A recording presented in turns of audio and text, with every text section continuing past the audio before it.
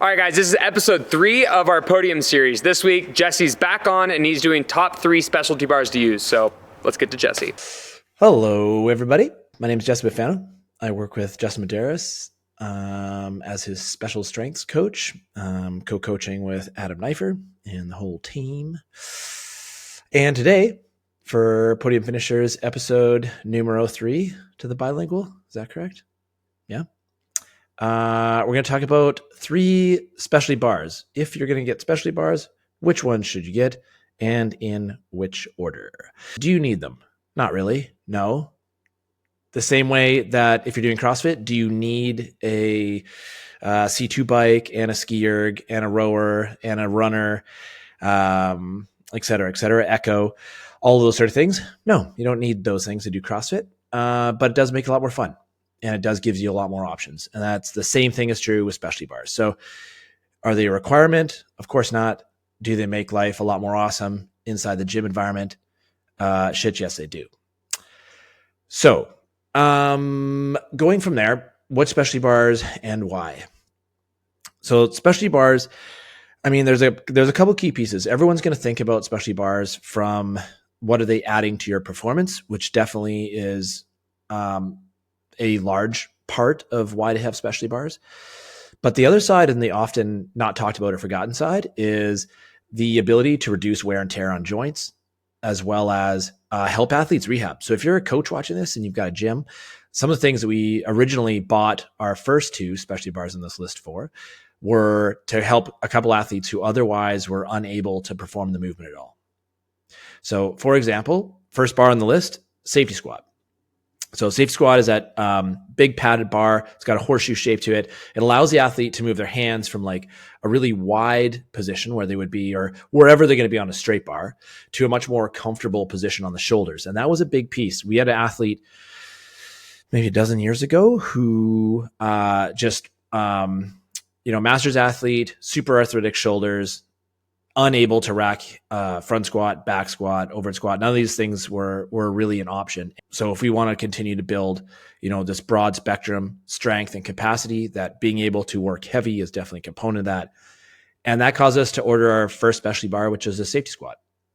So with that, what it allowed us to do was have that athlete be able to hold a bar sort of on his back in a position, and then through other variations. So for him, because he couldn't hold a straight bar in any position, we were able to back squat with it, box squat, and both squatting to a box as well as more traditional box squat. And then we were able to sort of like add bands, add chains, and give him a whole bunch of variations where, without trying too hard, we could open up, 12 to 18 variations of specialty bar just by owning that one bar for him. So don't think about it only from the performance side. Also consider the outcome you can have for any number of athletes from the rehab side.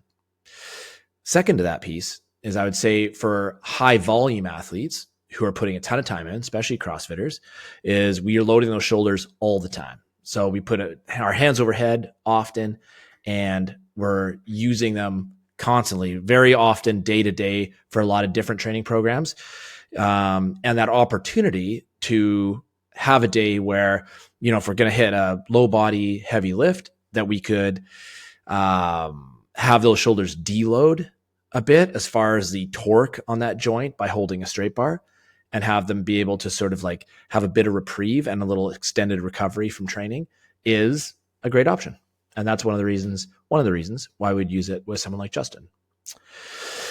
Past that, from a performance side. So safety squat bar from the performance side opens a door for exactly what we know to be true with CrossFit, which is constantly varied functional movements performed at high intensity. So as we advance into specialty bars, we change how that bar sort of like loads the body. It allows us to create a different stimulus on our system. The same way that having the bar in a straight bar back squat to a straight bar front squat also is sort of that sort of SS position, allows that hybrid that's neither back squat nor front squat. So it feels like and can load that upper back in a very similar way to a front squat without the demands for being able to front rack a bar and hold it in position. So by challenging our strength beyond these very specific positions, front squat, back squat, overhead squat, allows us to build just a little bit of like wiggle on either side from what we're comfortable with to extend our like sort of the, I guess you could say, extend the breadth of our strength and capacity. So safety squat, low body. Upper body is going to be just a classic multi-grip. Multi is fantastic for the exact same reasons as a safety squat. It's just taking some of the pressure off the shoulder joint. And it challenges the body in a different way than a straight bar does. So for sure, I would use the classic multi as a correlate for straight bar bench press. If your classic multi-grip goes up, I feel very confident, except in the most rare of cases, that bench press will also go up in weight.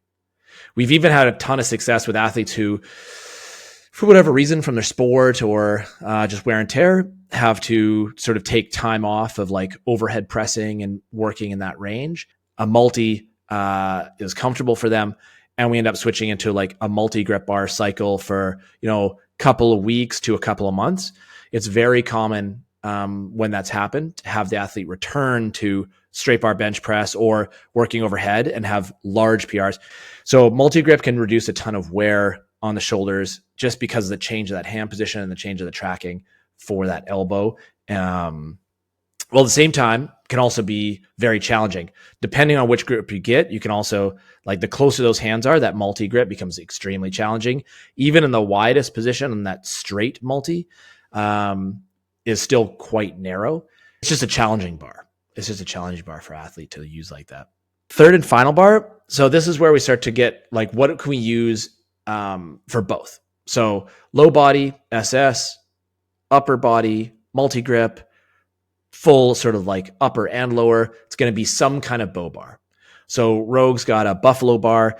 That's fantastic. And I mean, to be fair, we'll use that buffalo bar for deadlifts, bench press, and squatting. So squatting, it does take some pressure off the shoulders. It is quite a lot stiffer than a classic 45-pound bar. So that gives a different feel, especially for athletes who load heavy weights, and especially for athletes who can load heavy weights but are used to using bumper plates, where that bumper plate extends sort of how wide that bar is and gives it more sort of like, it can give it more sort of like of a jackhammer feel depending on how smooth you can descend on.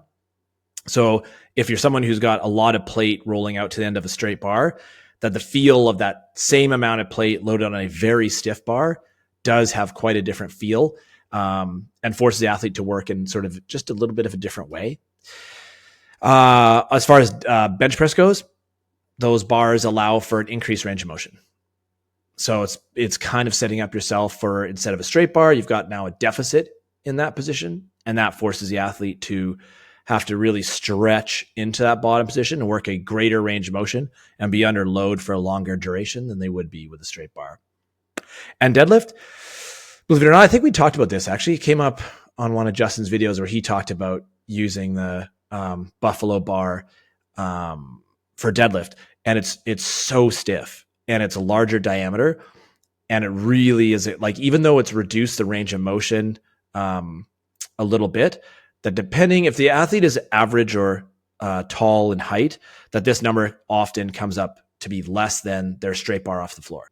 And I guess those are the things that I would have to say about a choosing a specialty bar. If you've made it this far into the video, consider possibly liking and subscribing. As I say, little known fact, actually, liking or subscribing costs you no things. And you don't have a finite amount of either of those on any given day, week, month, or year. So if you're like, that wasn't so bad, I found that helpful, give it a like. Let us know. If you got a question or something you're thinking about inside of what you listened to / watched, post to comments. If it's jerky, I probably won't respond.